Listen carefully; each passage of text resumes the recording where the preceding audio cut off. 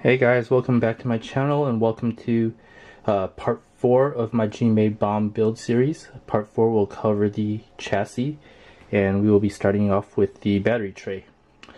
We'll also need a steering servo as well as a servo horn for this step. For the steering servo, I'll be using a Turnigy Metal Gear 959 version 2 cordless servo. And I'll be using a Boom Racing servo horn.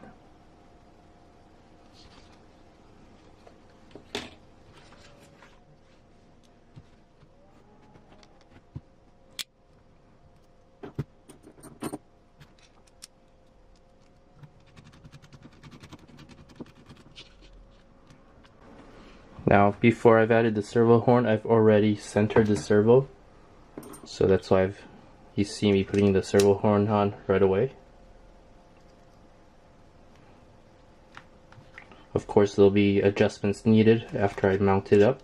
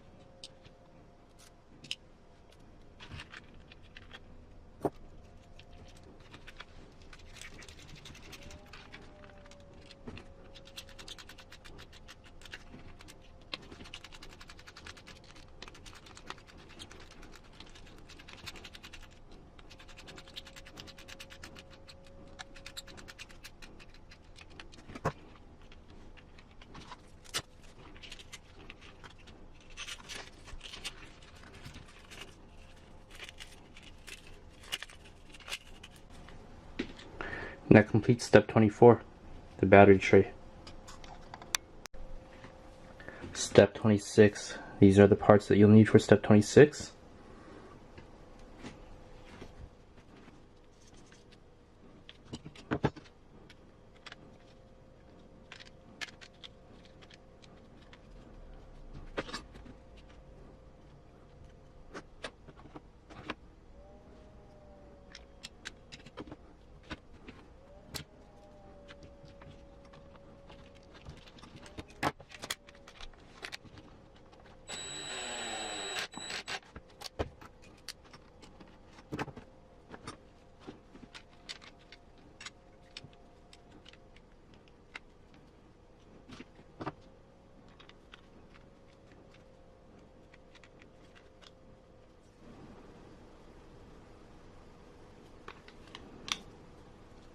Notice that the holes match up with the peg right here. Smaller peg, smaller hole.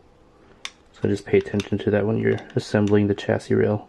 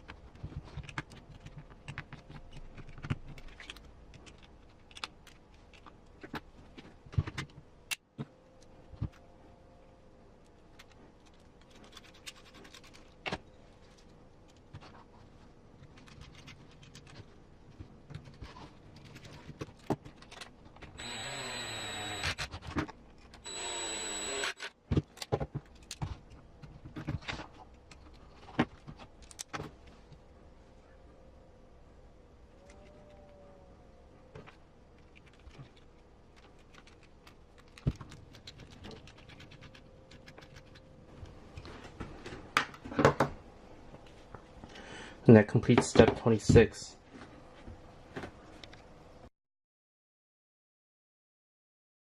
The receiver box that goes under the chassis is kind of cool.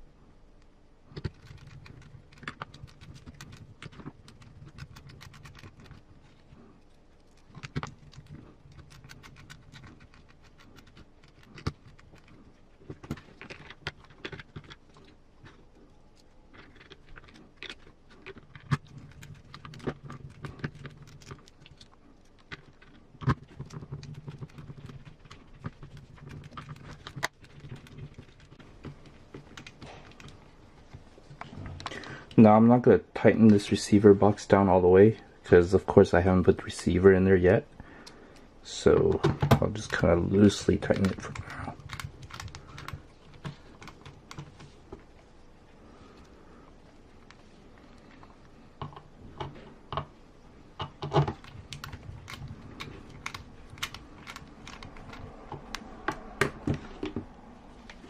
And that completes step 27. Step 28, we'll be adding the links to the chassis. These are the parts that are needed.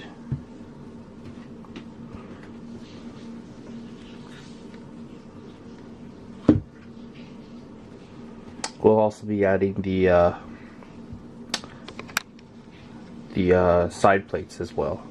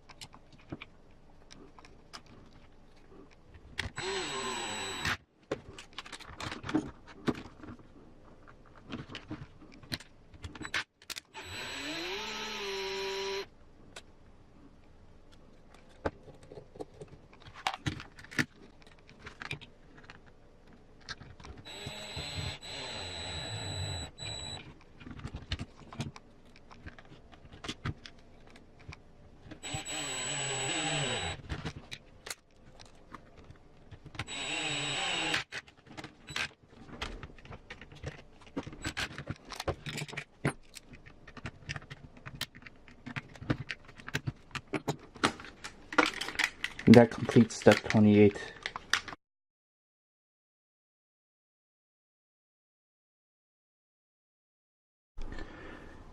Alright, in step 29 we're going to be adding the motor to the chassis. For the motor I have here a Racing Hakimoto 35 turn 550 brushed motor.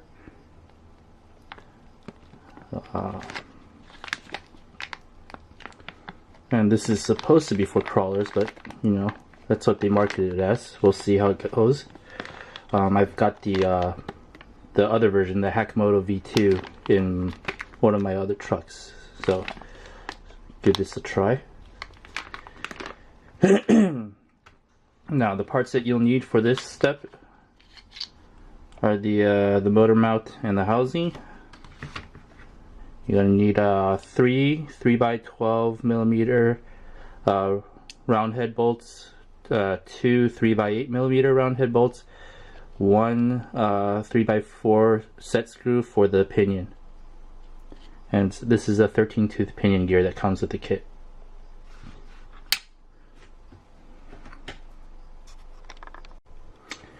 Okay, so one of the cool things is on the motor mount, it actually gives you the mounting positions for each pinion size.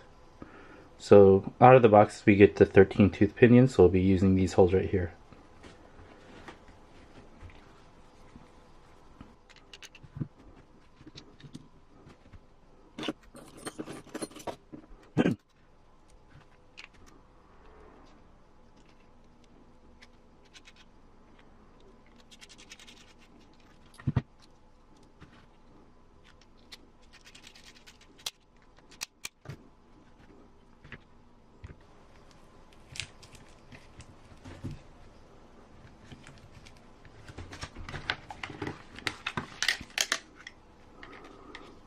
Let's see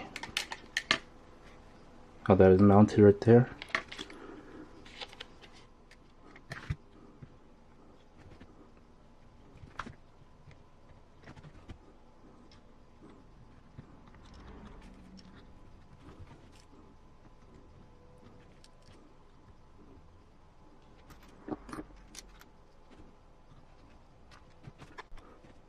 He's left.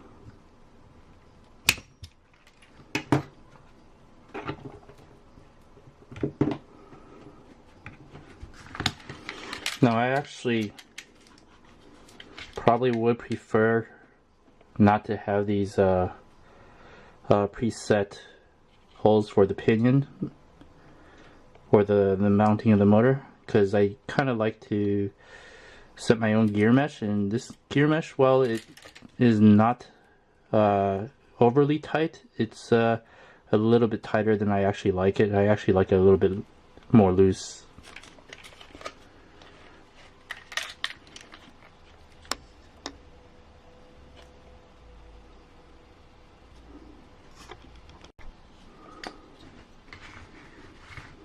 Alright, now I'm going to put the housing on.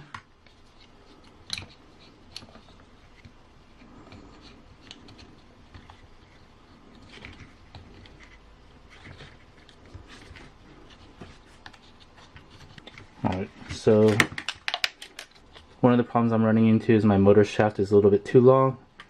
Let me figure out what I can do. Probably put a spacer on this side. Alright, so to take care of that problem with the longer motor shaft that I was running into, that was kind of obstructing the transmission housing from going on, I went out and got these Racing motor spacers.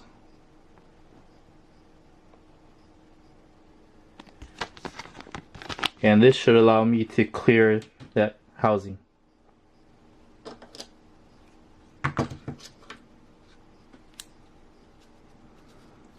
And these are motor spacers right here.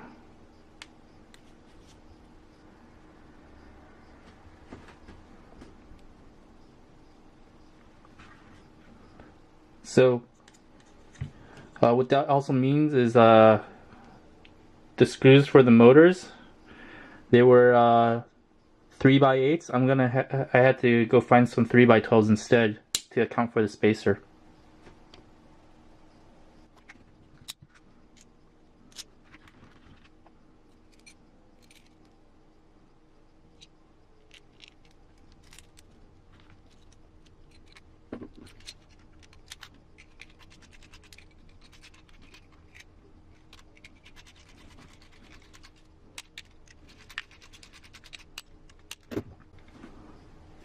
Alright, so you can see here the spacers. They're like heatsink spacers, and they're in between the mount and the motor. This should allow me to clear the housing.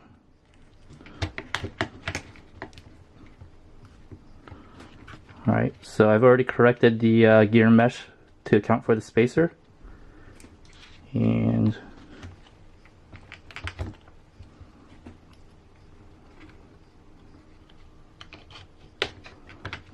there we go. The housing clears and I'm able to put it in.